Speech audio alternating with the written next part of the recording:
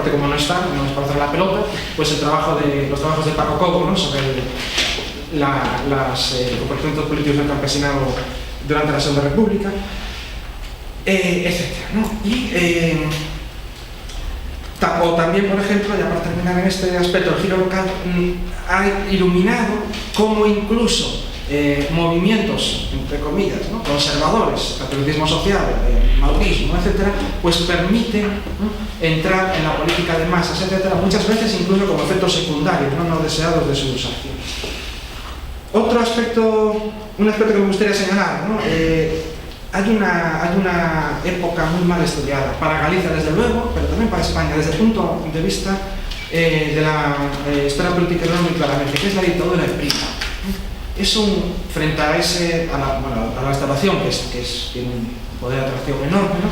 Y sobre todo a esa fascinación que ha habido siempre por la Segunda República, pues tenemos ahí 7 años que están muy descuidados y que, en fin, yo creo que tienen una capacidad significativa muy grande. Un poco como balance, ¿no? Desde la historia política del mundo rural en España ya es homologable en calidad, etcétera, a la que se hace en cualquier parte, ¿no? O sea, ahí podemos, ya sé que está ahora sonando mal lo de decir sin complejos, por en particular, pero que en esto no tenemos que tener complejos, ¿no? Realmente, pues hay una participación de autores españoles en obras colectivas, en publicaciones internacionales, etcétera, que están a la altura de cualquiera, ¿no? Pero hay una serie de límites, ¿no? Por ejemplo, hay estudios comparativos, pero habría que insistir más. Hay muy pocos historiadores españoles que hablen de problemas a escala europea o de otros países, ¿no? Tenemos todavía la inercia de que al final las grandes síntesis y las grandes explicaciones las hacen los anglosajones. Parece que está reservado a ellos, no se sabe por qué de designación divina, el hecho de darle sentido común y explicación de gran alcance a los trabajos que hace cada uno en su país, ¿no? Pues igual podríamos atrevernos a asumir esa función, ¿no? De vez en cuando. Luego, se aplican conceptos que son la moneda común internacionalmente, o sea, metodológicamente, teóricamente, pues aquí la historia, además los ruralistas pues se han adelantado a otras ramas de la historiografía española, en aplicar a Scott, a los subalternos, la acción colectiva, etc. Pero falta todavía dar el paso de acuñar conceptos y explicaciones que sean de uso común, de moneda común, no para el caso español o ibérico, sino para el conjunto de la historiografía mundial, ¿no? Esa es una tarea pendiente. Y luego nos pasa un poco, ya termino, ese día se quejan los historiadores, se ha quejado la Vicente, etcétera, con razón, ¿no? De que el diálogo con la economía es unidireccional. A nosotros nos pasa igual, ¿no? El diálogo con la historia política en sentido amplio es muy unidireccional. Todavía se ven, cuando uno ve los trabajos de los historiadores de la vida política, pues que dan como explicación que tal partido saca malos resultados en los distritos rurales, pues por el analfabetismo, el atraso, y ya está, ¿no? Y no citan trabajos que matizarían esa visión, ¿no? Bien, lo último ya. Por la mañana que ha habido ese ejercicio de historia, ¿no? Por parte de los participantes, muy respetable, por parte de los participantes, claro, los historiadores jóvenes y los ex jóvenes como nosotros, o cuarentagenarios, como nos podemos denominar, pues tenemos una sensación un poco extraña, ¿no? Porque en parte de envidia, no sé si justificada, pero esos paradigmas omniexplicativos que se invocan, ¿no? Del marxismo, los anales, también te daban una seguridad. Ahora vivimos en la época del buffet, ¿no? O sea, tenemos un poco de todo y entonces tomamos un poco de aquí, un poco de género, un poco de Scott, un poco de no sé qué. Nos comparamos, tomamos interdisciplinares, somos muy interdisciplinares, entonces vamos a hacer un poco de caza-recolección en los sociólogos, los politólogos, todo lo que se nos ponga por delante, ¿no? Una gran promiscuidad. Nos comparamos con todas partes, etc. Pero al final todo eso, claro, nos cuesta mucho integrarlo en marcos generales coherentes, ¿no? Porque es que no los hay. Nos hemos especializado todos, ¿no? En las ciencias sociales en demoler cualquier explicación de gran alcance, pero el problema es que luego nos deja un poco huérfanos, ¿no? Y en cierta manera nos hemos convertido todos en posmodernistas malgré nous, ¿no? O sea, nuestro pesar, somos posmodernistas, pero por esta atomización que existe en nuestra área y en general en la historia, y ya para terminar, esto se plasma en los congresos de historia rural, incluso los de la SEA o los de europeos, que están muy bien, muy interesantes, pero con el sistema de sesiones simultáneas, uno aprecia que estamos creando una serie de nichos. Y yo como estudio pues, los sistemas de herencia en el mundo rural en América Latina, pues yo me voy por los míos y al final hay muy poco diálogo y muy poca transversalidad incluso dentro de nuestra tribu. Y nada más, tenía más cuestiones de comentar, pero bueno, para eso está el debate y sin tiempo. Muy bien. Continuamos en la misma, ampliando con una cuestión, con intervención. Gracias. Bueno, aun a riesgo de consumir 10 segundos de mis 5 escuetos minutos, me gustaría dar las gracias a Tito y a Alba, y a Gustavo y a todo el grupo de Instagram por invitarnos, ¿no?, a esta sesión.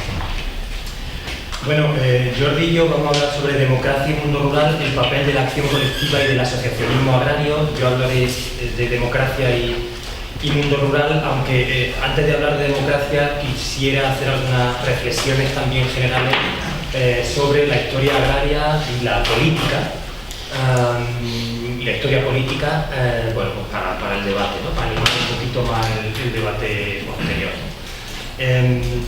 Bueno, yo partiría de una afirmación que hacen en el libro David y Miquea, en la introducción de su libro, cuando dicen que las cuestiones sociopolíticas han tenido un menor desarrollo en la historia agraria en las últimas décadas que las cuestiones, digamos, económicas, a la hora de desmentir o de relativizar el tópico del atraso.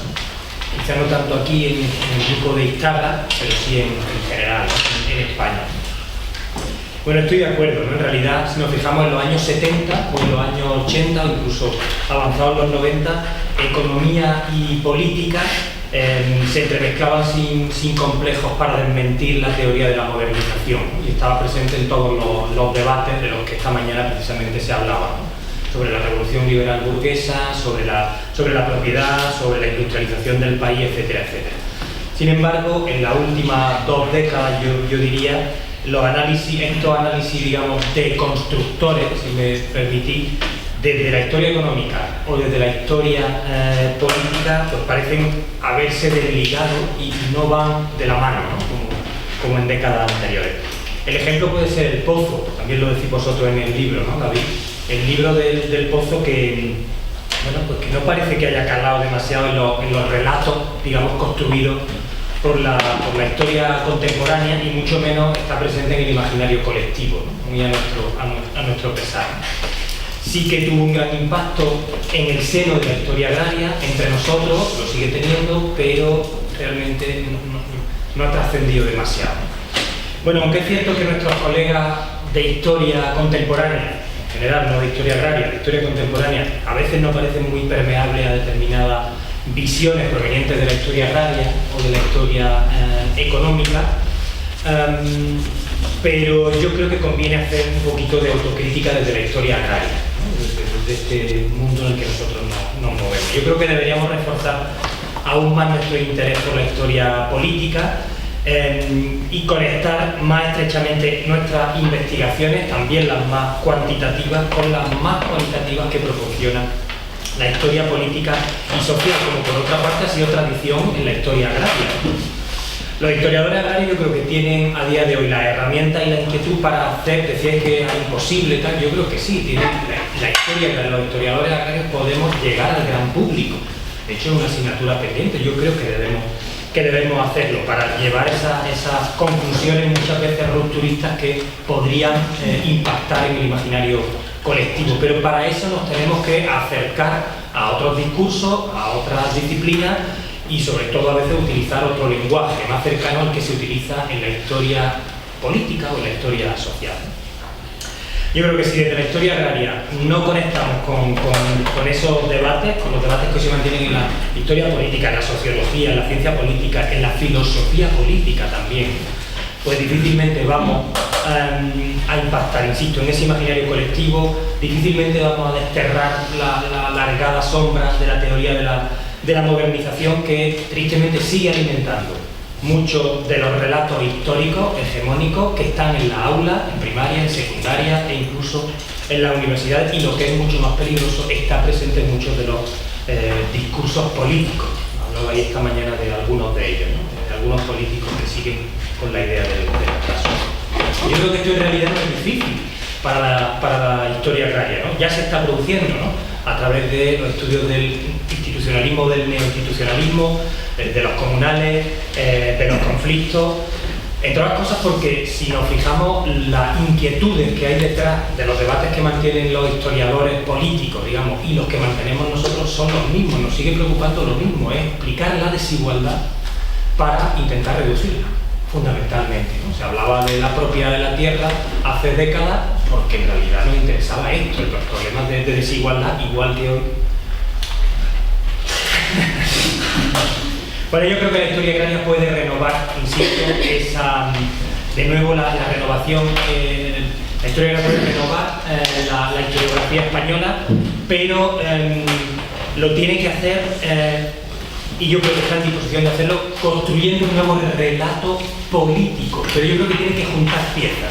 Igual que se ha hecho y somos capaces de hacer un nuevo relato desde la historia económica, de la evolución económica del país, yo creo que ya es hora de hacerlo también para la historia política, juntando las piezas del siglo XVIII, del siglo XIX y del siglo XX. Y para esto tenemos que aplicar un concepto, o bueno, yo propongo, hay muchas más propuestas, utilizar como herramienta la dialéctica que existe entre la democracia o la democratización y el autoritarismo a lo largo de los siglos, de la edad contemporánea, los siglos XIX y XX. Para esto hay que manejar un concepto amplio de democracia, un concepto flexible también de política, y entender que bajo fórmulas institucionalmente no democráticas fue posible la democratización a través de la acción colectiva, a través del asociacionismo, a través de todo esto generó capital social, un capital social que después de ir acumulándose permite explicar, por ejemplo, que no es nada sorpresivo, el éxito de los tres momentos de democracia formal que hay en la historia contemporánea: la Primera República, la Segunda y la transición, digamos, en la actualidad. Si nos fijamos en el mundo rural, justo en las décadas previas a esos tres grandes momentos hay una movilización social en la que el mundo rural jugó un papel trascendental, el campesinado. Esta idea de la democratización del mundo rural conecta muy bien, en realidad, con otra tendencia dentro de la historia política y social que se está llevando a cabo en otros países, la llamada Secret History of Democracy, ¿no? La historia secreta de la democracia, que está poniendo de nuevo el acento en actores y en escalas, hasta entonces no tenida en cuenta en la historia tradicional de la democracia.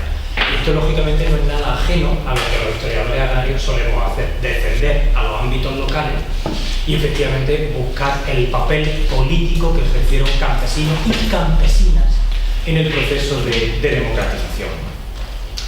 Termino.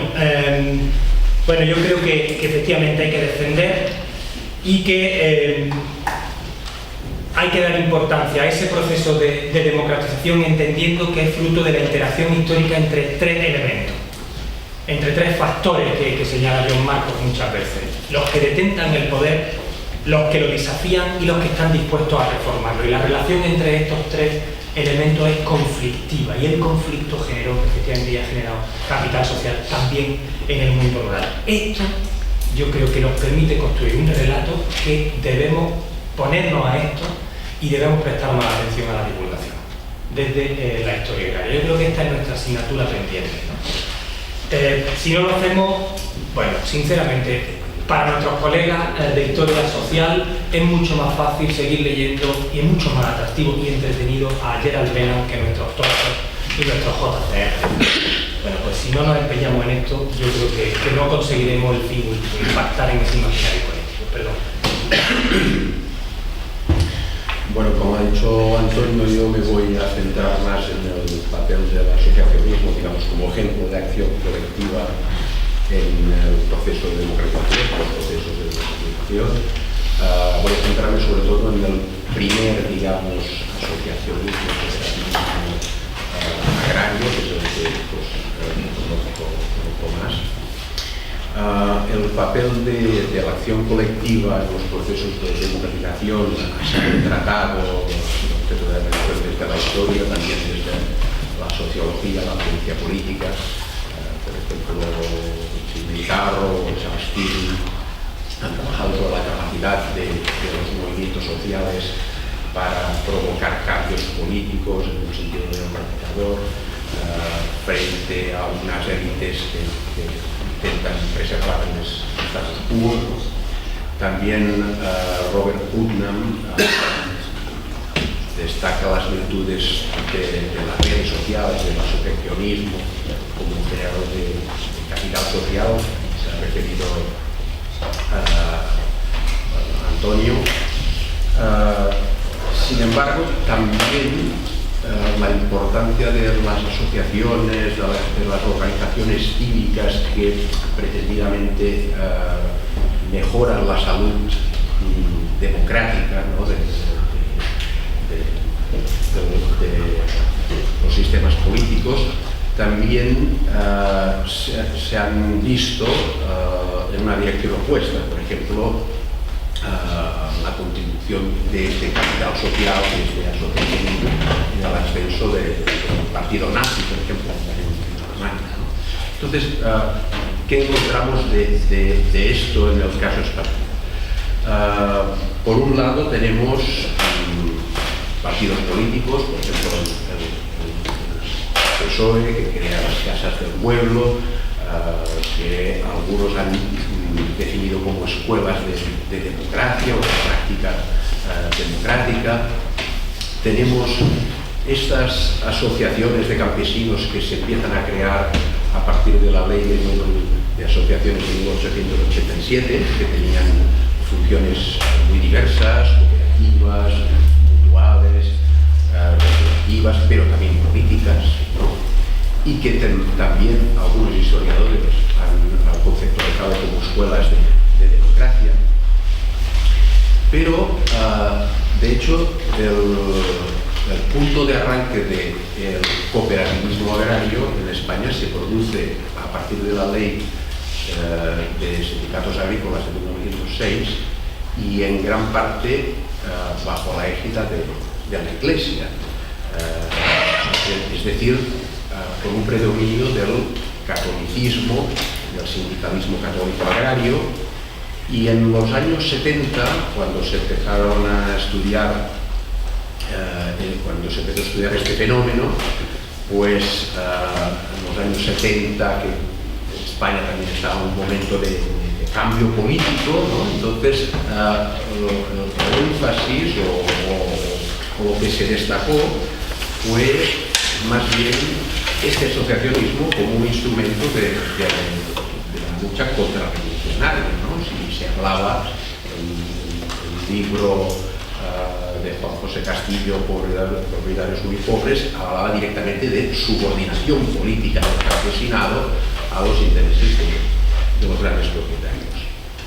Unos años más tarde, esta interpretación cambió sustancialmente al poner la atención a este fenómeno, el cooperativismo agrario, como agente de modernización de la agricultura, por ejemplo, como vehiculador del cambio técnico y de reproducción económica de la pequeña explotación. Cuando se observaba cómo los propietarios, digamos, acomodados o cómo la Iglesia participaba en esta organización de cooperativas, se hablaba de estrategia para dificultar la articulación de solidaridades, digamos, de clase, del campesinado, para preservar el statu quo, para preservar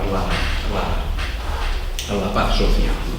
Y también como agentes de politización de la sociedad rural.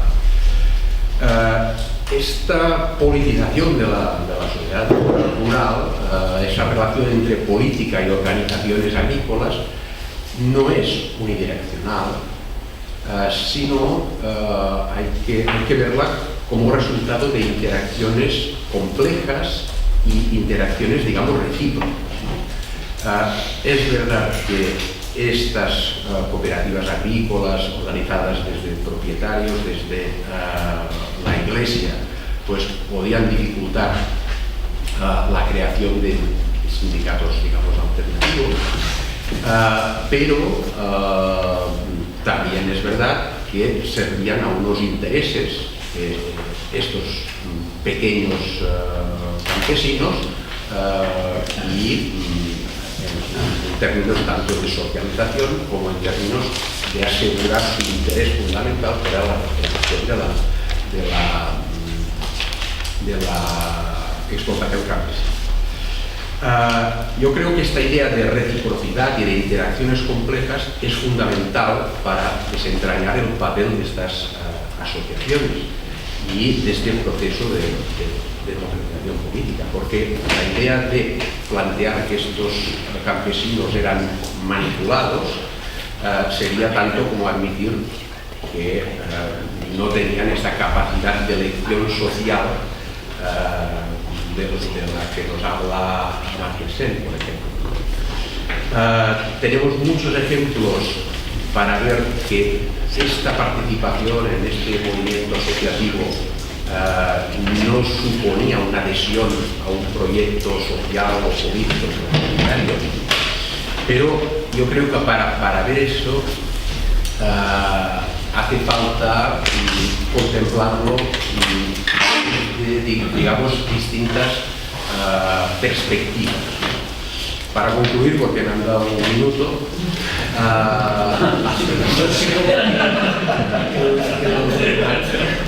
el análisis de este fenómeno del asociacionismo agrario, yo creo que es un buen ejemplo de los peligros de un análisis demasiado reduccionista,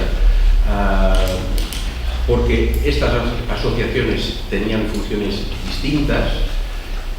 Entonces, esa pretendida subordinación política de la que nos hablaba el año 1979 Juan José Castillo, pues podía esconder una capacidad transformadora de estos